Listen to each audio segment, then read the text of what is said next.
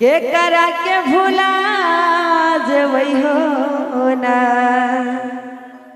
कि नहीं हर से जइबई ससुरवा के करा के भूला जवई हो ना के करा के मुहा के खिलैब के कर जिया जहरवई हो ना। आइए झुमटा में कि नहीं हर से जइबई ससुरवा के करा के भूला जवई हो ना नहीं हर से जइबई ससुरवा के करा के भूला जवई हो ना के करा के मुहा के खिलैबई के कर जिया जहरवई हो ना के करा के मुहा के खिलैबई के कर जिया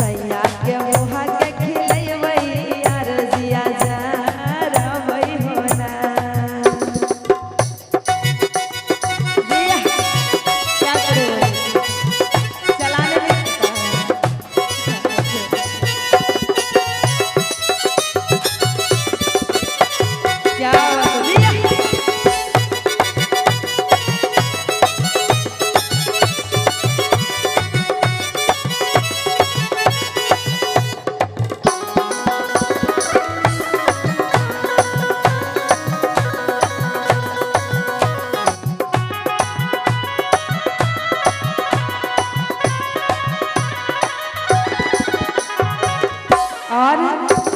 अगला लाइन कहना है बड़ा ही तरह में हरे के करह के देबै लोटा पनिया के तरह तरसा देबै हो ना